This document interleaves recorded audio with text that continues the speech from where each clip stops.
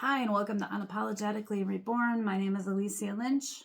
And the handsome guy named Cody. In past conversations, we have discussed adaptation and identity. An important concept in identity and survival mode includes your baseline. Your baseline is your body's natural state, and it's important to remember that even if you're in chaos, this is where your baseline remains. This is where it returns to. But the hope is, wow, look at that hair. Your baseline can change. Your baseline is the emotional climate your nervous system expects when life is neutral. So I used to think I was a high energy person. I thought it was my personality, but I didn't realize it was my baseline. I remember the first time that somebody told me that I was intense. I didn't understand that. I thought I was just prepared. I later then learned that my nervous system had never known neutral. When a child adapts, plus adaptation becomes pattern, and that pattern becomes personality, and personality becomes their baseline. If your baseline is in survival mode, it may feel calm at some points, and that can be very boring to you, or unsafe. You create urgency, you overfunction, you disappear in conflict, you can't rest without guilt. You might only feel productive when you're stressed. A good question to ask yourself is, when was the last time I felt neutral in my body? If you're unable to give yourself an answer at this point, I'm hoping by the end of this episode that you can answer that question. For the episode, we've included questions that you can find by going to unapologeticallyreborn.com. There you will find a PDF that you can download and journal reflective questions that pertain to the episode. Feel free to put us on pause and follow along. This is not to assign you homework, but my brain works systematically, so it made sense to provide these questions if you want further examination. I grew up in an environment where I never fully knew what version of the day I was going to get. Sometimes things were calm, sometimes they were chaotic. Because of that, I learned to read rooms before I entered them. I thought this was maturity. I didn't realize it was adaptation. When unpredictability is your baseline, your nervous system doesn't relax and calm. It scans, it prepares, and it waits for the shift. You learn to anticipate. You learn to read tone. You learn to prepare. But that might not be your personality. It could be survival. Unpredictability doesn't just create stress. It creates calibration. When a child grows up in an environment where tones shift, moods change, or emotional safety fluctuates, the body learns to anticipate. Anticipation becomes a skill. Skill becomes personality. Eventually, no one remembers that it started off as a protection, because many of us are living from a baseline that was formed from survival. We think this is just who we are. So today we want to unpack what your baseline actually is. Let me shift this a little bit. That's bothering me, sorry. How it forms, why survival can feel normal, what it means to recalibrate, and baseline is what your nervous system considers neutral, not what you wish was neutral, not what looks neutral to others, what your body expects. Some people have a baseline of calm. Some people have a baseline of urgency. Some people have a baseline of emotional shutdown. And some people have a baseline of hyper responsibility. Baseline is not conscious, it's learned.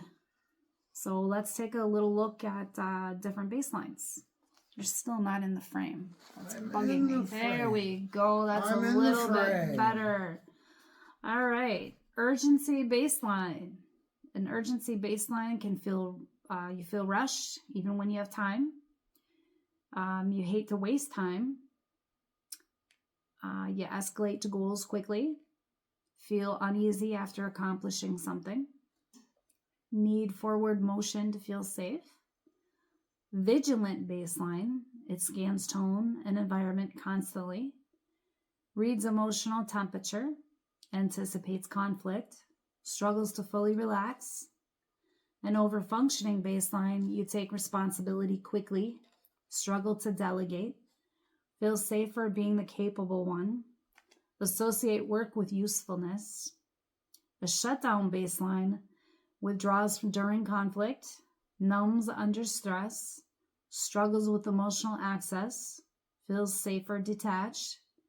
Hyper-independent baseline looks like avoids relying on others, feels exposed asking for help, self-soothes through self-sufficiency. Man, I'm one of them. Yeah, which one are you? Couple. I think that's normal for a lot of us. I'm like one, first one, second one, and I think fifth one. Yeah? Because I never want to ask anybody for help or money. Well, So, being human, everybody needs to ask for help. I try to figure it out, but then I get irritated when if I do figure out, it's too fast. Or if I can try to figure it out and it doesn't go the way, the control freak inside of me Sure. does, and it's irritating, then I'll redo it and redo it and redo it for the 15th time. Then I say, forget it, and yeah. And then you get annoyed? Yes. I could say that. That is me in the top three. First, second, and fifth one. I always have like a sense of urgency. Like I need to rush to the next thing and I need to try to get everything done in one day, like it's going somewhere. Yep. And then after I have it done, then I need to do the next set of things and so on and so on. And it just never stops. And then I get really tired. I don't realize I'm working so much. And then before you know it, I become dysregulated and annoyed. Yeah. And then when you are annoyed, you're annoyed at yourself because you can't keep on going, but you're like, why can't I just sit down and watch TV? But you keep on overthinking and overthinking and overthinking. Yeah. That's just me. No, I get it. Continue. All right. As I was saying, if your body spent years scanning for tone shifts, unpredictability, or emotional shifts, your baseline becomes vigilant. You wake up scanning. You rest lightly. You anticipate change. And here's the important part. When vigilance is baseline, calm feels unfamiliar. Not unsafe necessarily, just wrong. Baselines form through repetition. A child doesn't wake up anxious one day. A child adapts to environment. If environment is predictable, the body calibrates to stability. If the environment is unpredictable, the body calibrates to anticipation. If environment is emotionally dismissive, the body calibrates to self-containment. Adaptation repeated becomes your pattern. Pattern repeated becomes your identity. Identity repeated becomes baseline. And eventually no one remembers that it started as protection. You might think I'm just an anxious person. I'm independent. I don't need anyone. I'm intense. But this may not actually be your personality, and it might actually be your nervous system's memory. Unpredictability teaches anticipation. Inconsistency teaches hyper-awareness. Emotional volatility teaches scanning, and scanning feels productive. It feels responsible. It feels mature, but it's vigilance. Baseline is automatic. It's learned through repetition. It's not conscious. It forms in childhood. If you wake up already scanning, that could be your baseline. If you rest lightly and listen for shifts, that could be your baseline. If you feel uneasy when nothing's wrong, that might be your baseline. Remember, baseline is not your personality, it's calibration. Your nervous system learned through repetition in what environment to expect. If your environment was predictable, your baseline might be calm. If your environment was inconsistent, your baseline may be vigilant. If emotional expression wasn't safe, your baseline might be containment. The body does not ask, is this healthy? It asks, is this familiar? And familiar becomes normal. Baseline forms through repetition. So remember, your brain likes familiarity. Even if it's not correct, if your brain is used to it, that's what it goes back to. A child adapts to environment. If environment is unpredictable, you get anticipation develops. If environment is chaotic, urgency develops. If environment is emotionally unavailable, self-sufficiency develops. If environment requires maturity early, over-functioning develops. Adaptation is intelligent, but here's the progression. Environment plus adaptation plus repetition plus baseline equals your identity.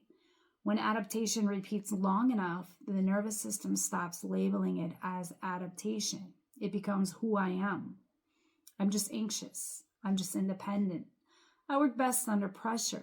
I don't need anyone. These are not traits. They might be repeated protective responses. The body internalizes the condition that it grew up in. If survival shaped your baseline, you might notice that calm feels unfamiliar, rest is unproductive. You anticipate problems before they happen. You feel responsible for the emotional temperature of the room. You move quickly, think quickly, decide quickly. You dislike wasted time. You struggle to be neutral. When survival is baseline, peace can feel suspicious. You might create urgency because urgency feels organized. You might over-explain because anticipation feels safe. You might stay busy because stillness feels exposed. That doesn't mean that you're broken. It means your body learned to stay ready. More things that you might notice about yourself if your baseline is shaped by survival include uneasy when things are calm, urgency when nothing's urgent, overfunction in relationships, struggle to rest without guilt, anticipate conflict even in safety, read tone before content, feel responsible for emotional temperature. Calm could be boring. Peace might feel unproductive. Stability might feel suspicious because your body equates normal with activation. That doesn't mean that you're broken. It means that your baseline was intelligent. And here's the part that nobody talks about. When your baseline shifts, your nervous system panics. If you've lived in vigilance, calm can feel like exposure. If you've lived in urgency, stillness can feel like vulnerability. If you've lived in self-containment, connection can feel destabilizing. Your body asks, why aren't we scanning? Why aren't we preparing? Why aren't we anticipating? Because that's what kept you safe. Recalibration feels like danger at first, but it's not danger. It's unfamiliar regulation. Baseline is not identity. Baseline is calibration. You were calibrated to survive, but survival isn't personality, it's response. When you begin to outgrow a survival baseline, you might feel disorientated. Who am I if I'm not hyper aware? Who am I if I'm not overfunctioning? Who am I if I'm not anticipating? That's identity reclamation. Not becoming someone new, becoming someone regulated. And because so many of us are living from a baseline that was formed in survival, we think this is just who we are. Some people have a baseline of calm. Some people have a baseline of urgency. Some people have a baseline of emotional shutdown. Some people have a baseline of hyper responsibility. Baseline is not conscious, it's learned. If your body spent years scanning for tone shifts, unpredictability, or emotional shifts, your baseline becomes vigilant. I feel like one of the most important things for anybody to learn here, I'm going to repeat it. A child doesn't wake up anxious one day. A child adapts to environment. If environment is predicted, the body calibrates to stability. If the environment is unpredictable, the body calibrates to anticipation. If the environment is emotionally dismissive, the body calibrates to self-containment.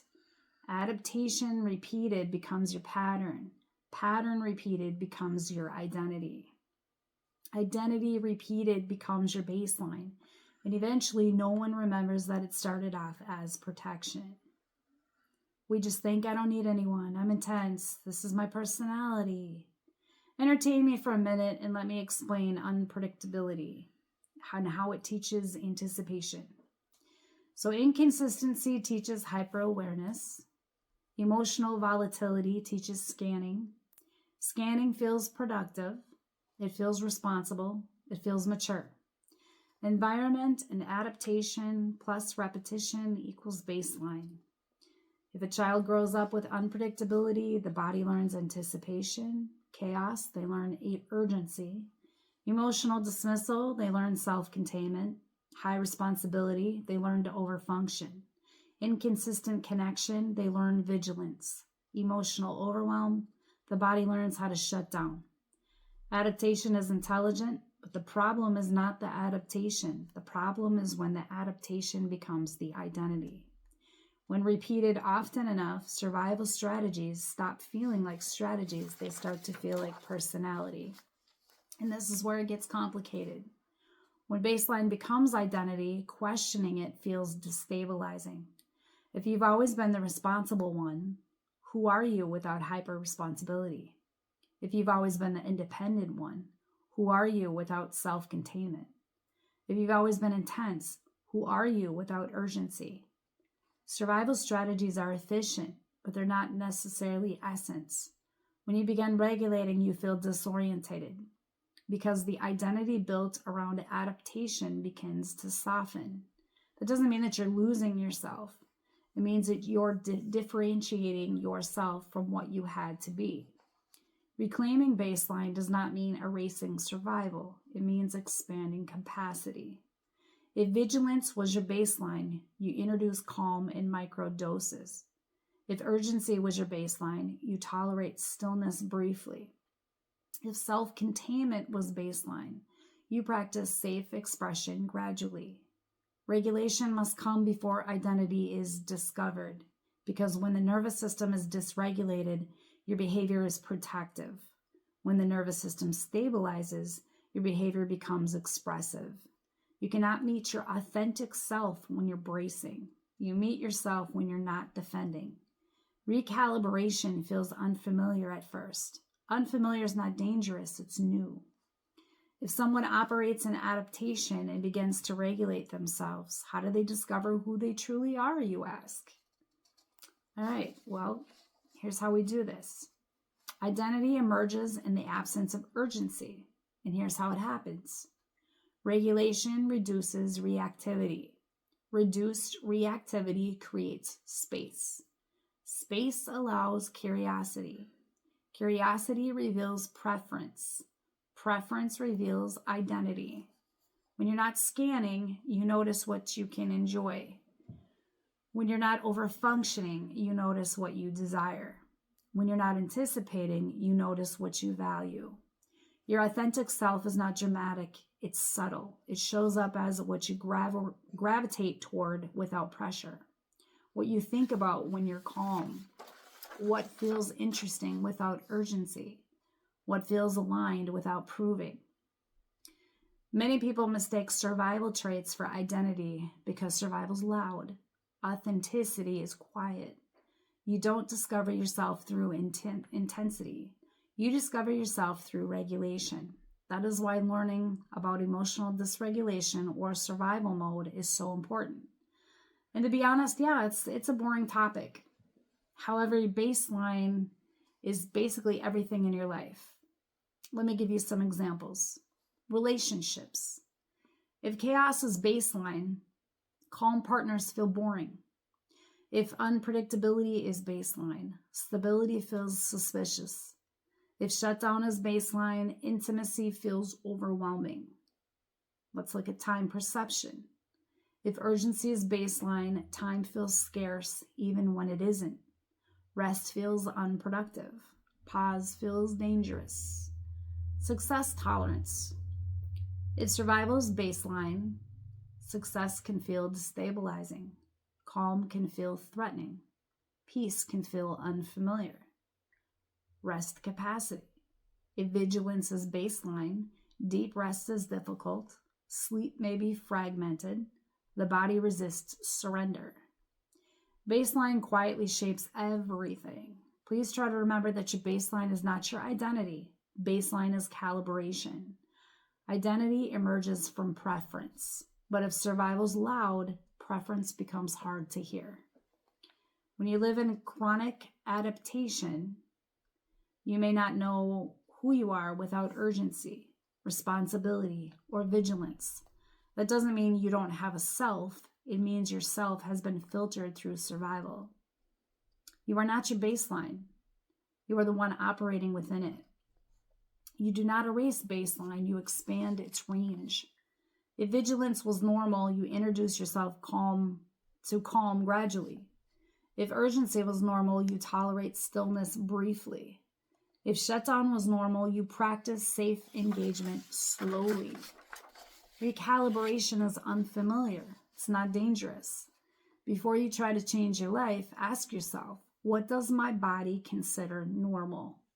Because transformation without recalibration becomes self-blame. Awareness is step one. If you're like me and you like to know how things work, why is your first conclusion that you run to? So think of it this way. Adaptation explains your behavior. Baseline explains the state. Identity explains self-concept. Adaptation, what you did. Baseline, what your body normalized. Identity, what you believe about yourself. Let's go even further. You anticipated conflict, so now you think you're anxious. You self-contained, so now you think you're independent. You overfunction, so now you think you're strong. Identity distortions look like responsibility, competence, self-reliance, intensity, hyper-awareness. These are adaptive, identities. I had a tooth pulled and sometimes I struggle to speak because of it. Yeah. Let's dive even deeper into baseline with physiological baseline, emotional baseline, cognitive baseline, behavioral baseline, and relational baseline. Introducing the physiological baseline. All right, this is the body's layer. Baseline is the resting tone of your autonomic nervous system. It answers when nothing's happening in your body. Is your body slightly braced, slightly scanning, slightly collapsed, neutral, and open? Some people live near the top of their stress response, sympathetic activation.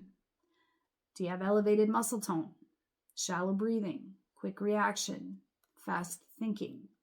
Some live near shutdown, your dorsal vagal, which is low energy, emotional blunting, disconnection. Fatigue baseline is the default gear that your body sits in. It's not chosen, it's conditioned. The body does not rest automatically just because your circumstances improve. You have to teach it. Emotional baseline is the emotional tone that you return to when you're not stimulated. Do you feel calm, restless, slightly uneasy, flat, on edge, responsible? Some people mistake chronic low-level anxiety for personality. Some mistake emotional neutrality for not being not being emotional. But emotional baseline is learned. If unpredictability was common, low-grade anxiety may feel neutral. If emotional expression was unsafe, numbness may feel neutral. That doesn't mean those are traits. It means they became home. Let's look at cognitive baseline. Cognitive baseline is how your mind operates when idle. Does your brain plan, anticipate, analyze, optimize, escalate, problem solve, or can it drift without scanning? If urgency is your baseline, your thoughts tilt forward. If vigilance is your baseline, your thoughts tilt outward. They're monitoring. If shutdown is baseline, thoughts may feel foggy or distant. When the body doesn't fully power down, the mind stays online. This is often a culprit of not being able to fall or stay asleep. Are you okay? Yeah. I'm thinking of my cognitive baseline. He had an injury to his back, so sometimes sitting in a chair is difficult for him. Yeah. It's not a fun thing. So if you see me move, it's not because I'm trying to be rude or anything. That's kind of a challenge. Yeah. Behavioral baseline is what you do without thinking. Examples: immediately fill the silence, take responsibility automatically, escalate goals after success, move quickly through tasks, avoid vulnerability, over-explain. These behaviors don't feel chosen, they feel automatic. This is baseline operating. Baseline shapes what feels normal in connection. If chaos was normal, calm partners feel boring. If inconsistency was normal, stable love feels suspicious. If emotional withdrawal was normal, intimacy feels invasive. Baseline influences attraction. It shapes comfort zones. Here's a fun fact. People often recreate baseline in relationships without even realizing it. Your nervous system is constantly asking, what should I expect next? If unpredictability shaped you, your baseline expectation is something will shift. If responsibility shaped you, your baseline expectation is it's up to me. If dismissal shaped you, your baseline expectation is I'm on my own emotionally. Baseline is built from expectation, not event. Expectation become invisible because they feel normal. You don't consciously think, I expect chaos. You just stay ready for it. Now let's take a peek at what your brain is thinking about baseline. Here's where it gets deep. When a state repeats long enough, the brain stops labeling it as a state. It labels it as a self. Let's say that you've been urgent for 20 years. Urgency doesn't feel like activation. It feels like I'm driven. If you've been hyperactive for 20 years, vigilance doesn't feel like adaptation. It feels like I'm intuitive. If you've been emotionally contained for 20 years, shutdown doesn't feel protective. It feels like I'm independent. Baseline hides inside personality language. This is why it's powerful. If baseline is always active, identity never develops separately. Why? Because identity requires space. When you're constantly anticipating, moving, managing, performing, bracing, there's no neutral observation of self. You only know who you are in response to something. Identity formed in response is reactive identity. Identity formed in safety is authentic identity. Baseline determines which one develops. Baseline feels like normal. Normal feels safe, even if normal is stressful. The nervous system prefers familiar stress over unfamiliar calm. So when someone tries to slow down, rest, or regulate, their body may react with anxiety, restlessness. I should be doing something. Fear of being stuck. This is not regression. This is baseline defending itself. Self-continuity is the sense that you're the same person over time. When baseline is stable and regulated, self-continuity is strong. When baseline is survival-based, identity can feel fragmented because you're different in crisis than in calm, different when productive than when resting, different when needed than when alone. That fragmentation isn't instability, it's adaptation layered over undeveloped neutral identity. When your baseline is survival, you don't develop a stable internal reference point. You develop rules. When survival becomes baseline, the self organizes around situations instead of around stability. So on the next episode for next week, we're going to look at fragmentation, expansion, and integrations and how they play a role in all of this. We've ended relatively quickly because this is a lot of information. And originally, I know we discussed having a 60-minute podcast. But in some of these discussions, because it's so much to think about, it's so much to ponder on, that 60 minutes sometimes can be a bit too long. So if we cut it in half, like next week and other part 2, or so it lets everybody focus and think of their own, kind of digest what we've discussed. And again, there's questions on our website for further self-examination. there's only so much that you can talk about on a podcast. There's only so much time. There's only so much that you can delve into. And emotional dysregulation is such a large topic. There's many things that go into that. And while we're systematically trying to go step by step to get out of that and to become regulated, there's only so many in-depth conversations that we can have. So as an invitation, not a, it's not a prerequisite. It's not something that you have to have, but I just want to invite you to read. I wrote a book. It's called Survival Mode. It has 15 chapters, and it's a more in-depth look at survival mode. You can find it on Amazon. You can also get it off Kindle. And if you don't wish to read it, that's fine too. I do have, let me just throw this out there real quick, not to sound like I'm plugging my book, but if you go to our page on YouTube, I do have the first couple of pages available that you can listen to, and just to kind of see if that's something that you're interested in, great, get the book. If it's something that is not, you don't have to do that either. As I stated, this can be a very boring topic, but this book is the beginning to a series of other books that will be coming out shortly. So on the next episode, as I stated, we'll be talking about fragmentation, expansion, and integration, and how they play a role in all of this. We'd like to thank you for tuning in to Unapologetically Reborn. This is where survival ends and choices begin.